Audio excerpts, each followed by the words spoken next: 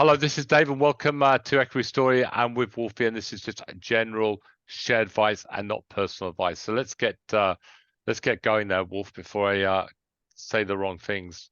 Come on. Wolfie, I'm glad hot stock and a Wolfie hot stock and a Davey hot stock and that TLX is moving nicely now. Wolfie, come on, man! If we could just hold above that 12 by the end of the week. You know, a lot it could go on with it. So, but the chart looks absolutely superb. So go TLX, we need that. And NXL really doesn't quite move with the same aplomb, but you know what, moving quite nicely and back up, retesting that 184 level. So again, another hot stock if people still in it and they want to take a profit. It's about just under that 184 would be most probably the area you'd be looking at. Wolf, there wasn't much to look at today. There's a few stories, but we'll go through them.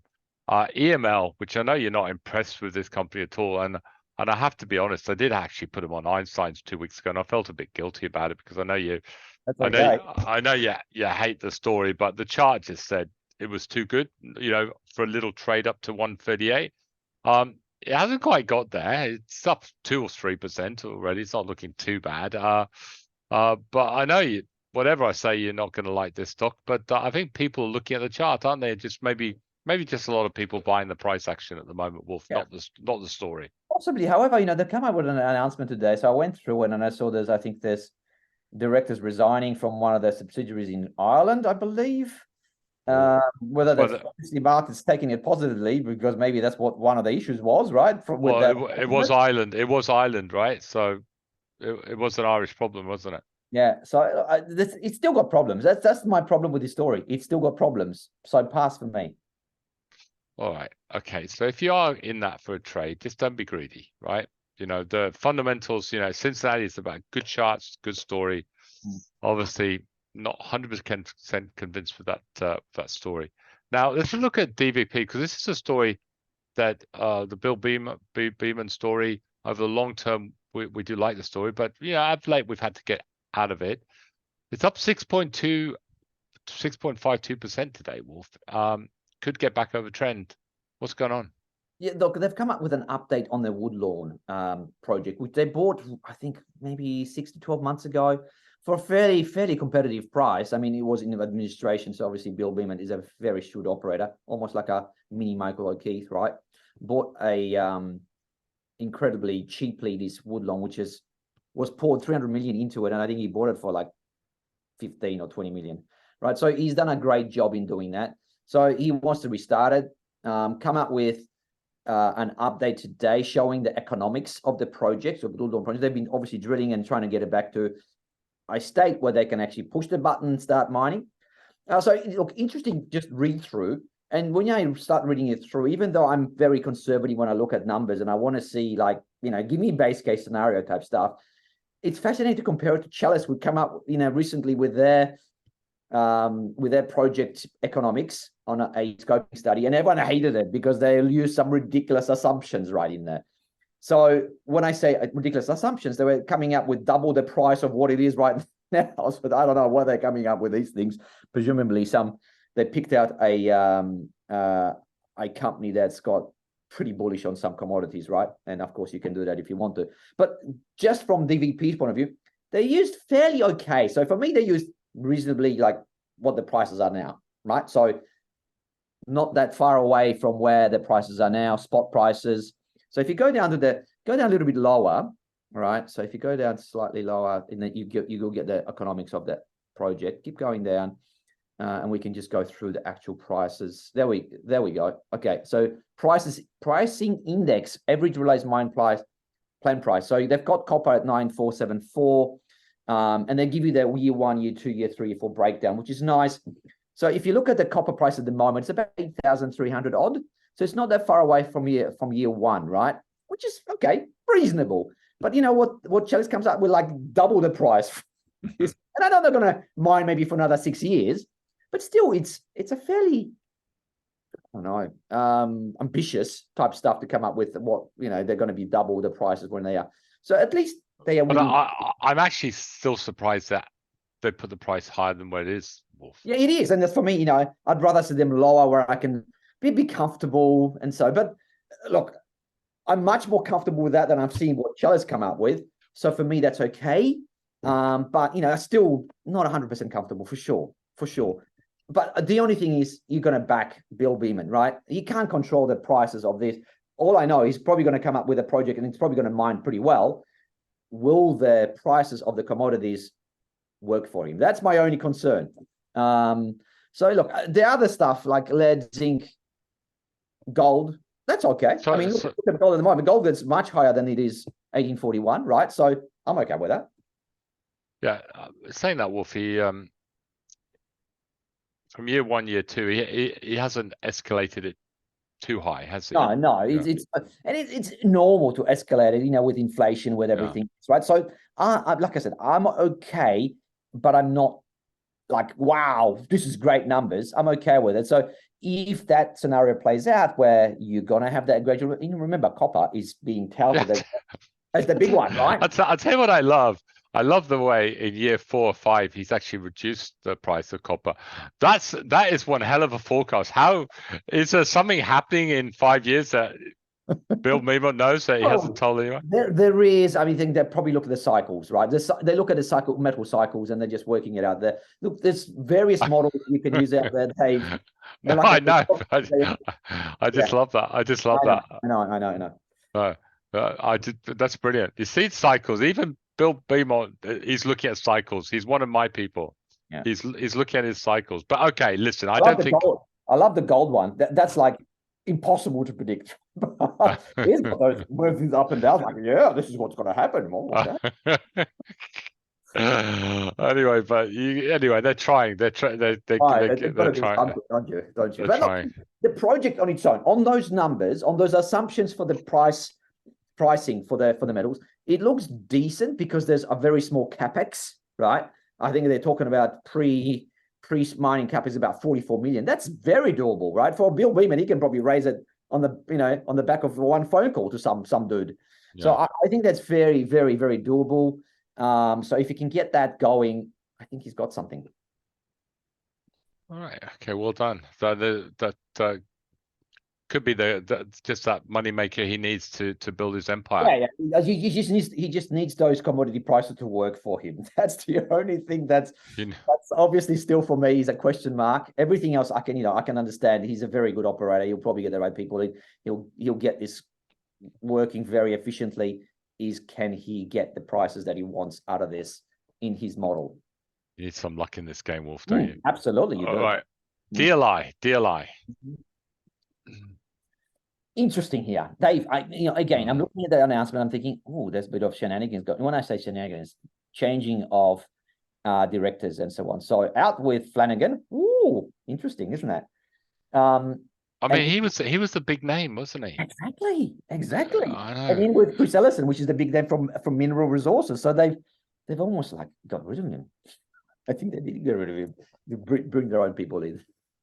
Well, it just shows, doesn't it? Ruthless. This whole bloody thing is, isn't it? Did they give him a nice send off? I don't know, but there's probably more to it than we know, I'd say. All right. Okay. But if you believe in Chris Ellison and his Mineral Resources, then I'd probably you're backing this, right? DLI in a way. So we'll see what happens. All right, let's have a look at BAP. Because being the chartist that you are, this section has done really well recently, hasn't it? And it's good to see Babcorp sort of last 3 weeks jumping above trend, Wolfie. Look at the whole industry, right? And the first thing to go to is the car sales, right? And that's been going very, very well. That's why you got car sales at all-time highs going bloody ridiculously well, right? So at least from the top down looking at the industry itself, brilliance. Great guns, lots of sales. All the problems are sort of to ease the supply logistics, all this sort of stuff is easy. Then you look at the car yards, ASG going well. You've had, APE going pretty well. Okay, that's all going well. Then you look at the car parts suppliers, ARB going great. SNL going great. Supercheap Auto with their going great. And so you think, why is ARB not going that well? Maybe it's finally starting to catch up, Dave. Yeah, hopefully. All right. I mean, so what we're suggesting is there is a bit of resistance on this at 7, but just look at there. They should be doing better than they are. So potentially, well, it's got a buy. Maybe it's got a buy seal on the day. I mean, I should think if this could close the day above 680, Wolf, there might be a bit of a day trade in it. Yep. Right, something for the day traders to have a look at. Right, okay, Wolf. We've had a look at TLX. Obviously, NXL starting to move reasonably nicely. Mm-hmm. We just want to talk about something that I read in a paper on the weekend. It's really sparked my interest, right? Well, because Wolf is worried about my beer belly. He's trying to help me lose weight and go on. I don't just want to do the videos on my own when you're in hospital or dead. Yeah, there's some, but there's some pretty good drugs around that you're trying to get me onto. Tell me about. Yeah. There's some really interesting drugs, obesity drugs that have just obviously taken the world by storm. They are selling out, very hard to find on the shelves. They're really, actually, Dave, they're actually selling out from the shelves. I mean, I've been reading the articles, and the celebrities are promoting them. It's going unbelievable, and pretty much the company that started it all is Novo Nordisk out of Denmark, right? And it's actually holding up the Denmark's GDP. The whole country is dependent on Novo Nordisk. Everyone's nervous, right? Because everything is down to, can Novo keep going? Because otherwise we'll be in a recession. So they're going great, guys. It's, the sales are going through, they're booming through the roof. It's now market caps of $500 billion, right? No. Just shows how huge the market is for these sort of drugs. And I know these guys are traditionally in insulin. Yeah. Well, I think it was from a drug from diabetics, wasn't it? Correct. Exactly. So, but it's now, it's weight loss is just completely taken over everything that they're doing. Like I said, it's just going great gun. But the article sort of goes to ahead, well, look, yeah, it's huge, massive. This is going to keep going. The whole space, the weight loss space is just massive. Billions and billions of people probably will try this drug, right? Just to get themselves slimmer and whatever, healthier, right? Doesn't matter what the side effects are, because all drugs have side effects. They'll still do it, right? Because obviously promoted by the big stars, big influencers, whatever. But what they've got is, there's another company out there called Eli Lilly. He's got a drug, but seems that the results, the testing that they do seems to be the better results out of it, right? So Eli Lilly has gone for a big run. It's have they had the Eli Lilly FDA approved yet? I don't know. I just want to have a read about it. But I'm just sort of, looking at these two companies going, my God, I know there's if you could get on a company like a Telix, right, early days and sort of follow it, right, you can make loads of money, right? Look at the charts of these companies, triple from here. So, and if they keep going at that rate that they're going with the sales and so on, they just could keep going. Really. Well, they could keep putting another trillion in market cap, can they? Yeah, I mean, when you think about the sales and the possibilities are there, and maybe they'll come up with some other drugs that maybe help you out. And look, there's that space in pharma. The weight loss drugs are massive because it seems like a great solution for people that maybe you can't do exercise or diet and these other things. So for me, well, you've got 90% of America obese. Well, look at Australia as well. Everyone's moving down. The processed foods, they're really bad habits for people to have for exercise and all. This is almost like I'm just going to take this and that I don't have to do anything else. Solution. Well, and Wolf, certainly the Novo one, that the side effects are pretty reasonable. Yeah, well, yes, because it's been approved. Right. So the risks outweigh the better. So because from memory before, those sort of weight loss drugs were very sort of speed orientated, weren't they? Which are not, I don't think, that good for you, really. Yeah, so look, this is a big now, probably in the next, 10, 20 years, possibly. So if you are looking at any pharma space, I reckon this is not a bad place to make some money. I don't know whether I'd be buying at 199 or at 500 Well, something. this problem. They're both up against resistance, yeah. Yeah. But I mean, you could look at these and think, oh, I'll have a little nibble, and when they come down near the trend, I'll build into it, wouldn't you? Yeah. The thing is with Eli Lilly, they haven't gone to the market yet with their drug. So is Eli Lilly bounding ahead because of the anticipation? I'd say so, but we don't know what the sales are going to be like. So I'd say maybe the upside here is with Eli Lilly. Yeah, and Novo's maybe safer, right? Yeah. Okay, but just two ideas. Just because weight loss is absolutely huge, right? Massive, and it's when you see the industry, it's not a fad. People are going to be using these drugs. There's no doubt about it, right? And a huge populace will probably be using these drugs. Well, for the other day we talked about team, and it's started to break up, looking very, very good, and so's little crowd, right? Two stories that I think look excellent. And we're talking about your PANW getting close. Bit risky here, but getting close to record highs, so looking extremely bullish. Yep. On that note, Wolf, hasta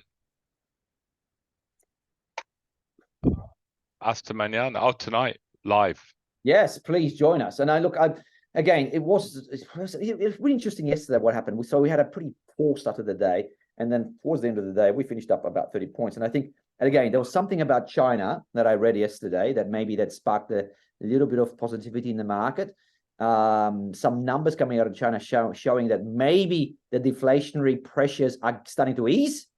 Obviously, whether you believe it or not, it doesn't matter, but at least the numbers are what people are going to go on. So maybe there's a little bit of positivity coming this week. Yeah, I don't know why the market's down here. I'm just having a look. You got staples are down. The market's generally across the board all a little bit down, isn't it? Yeah, I think maybe everyone's just holding off till we got those inflation numbers out. Yeah, absolutely. The inflation is out tomorrow, so just beware. Right, everyone's at least we've got a little bit of positivity out of China, thank God, because to me that is a big risk. So we'll see how we go. But and of course you believe it, don't you? You believe everything. Oh, anything that China says, you believe. Yeah. So yeah. So all right. All right. On that note, thanks, Wolfie. Tonight, guys. See you tonight. Please. Okay. Bye. Bye. Cheers, bye.